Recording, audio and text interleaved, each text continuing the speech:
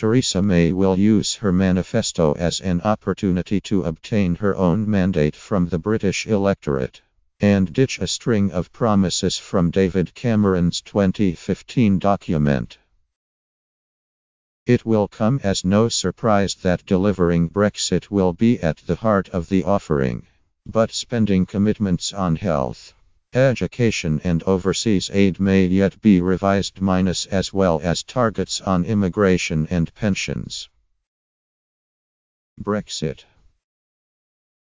May's Conservatives will promise to deliver a Brexit that takes back control over the immigration system, involves leaving the single market, and withdrawing from the jurisdiction of the European Court of Justice, commitments already made to the country in her Lancaster House speech last autumn.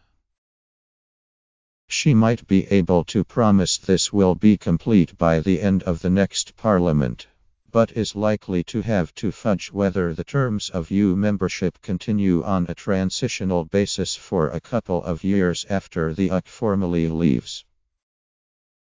Immigration.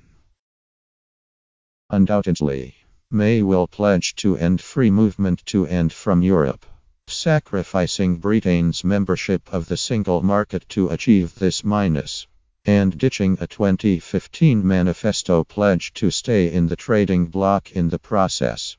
But it is possible she will not repeat Cameron's promise to reach net migration in the tens of thousands, preferring a vague promise of immigration at sustainable levels to avoid tying her hands. Tax reform.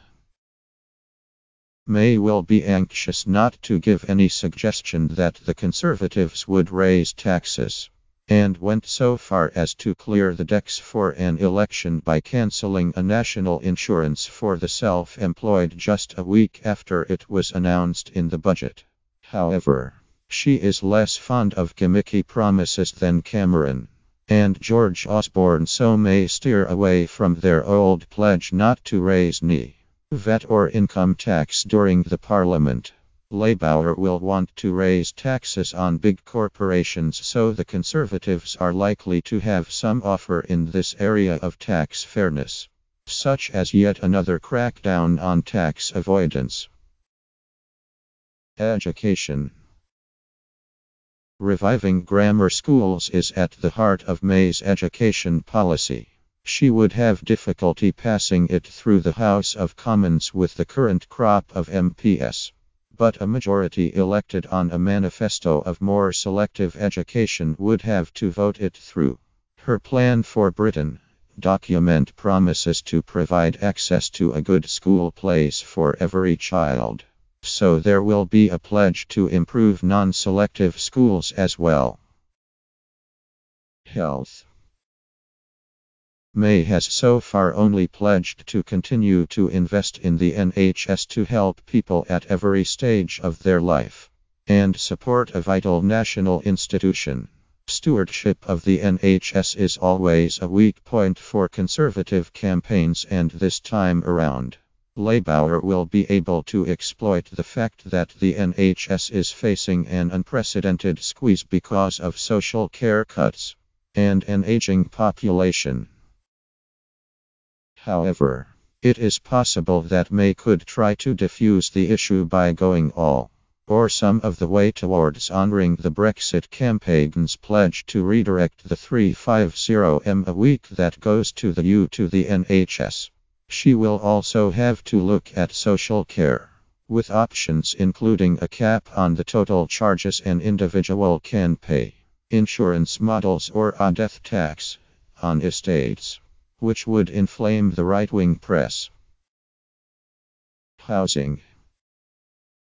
May will promise to deliver 1M new homes, with a focus on affordable rents as well as home ownership. This is a shift away from Cameron's relentless emphasis on allowing people to buy their own homes. Defense and foreign aid. May will commit to spending at least 2% of national income on defense, but she has not given the same promise about Britain's commitment to spending 0.7% on foreign aid.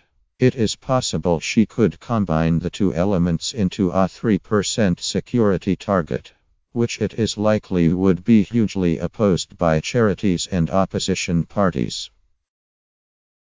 Energy. May has made clear she intends to cap energy prices in some way minus a popular offering when it was first suggested by the then Labour leader Ed Miliband. Pensions. May has hinted the triple lock will be scrapped. This is the commitment to increase the state pension by a minimum of either inflation, average earnings or, if both figures are lower, 2.5%. The idea is to inject more intergenerational fairness into the system. Working age benefits have suffered while pensioners benefit under the coalition years. She has a huge lead among older voters in the polls. But Labour's commitment to the triple lock could help attract some support back to the party.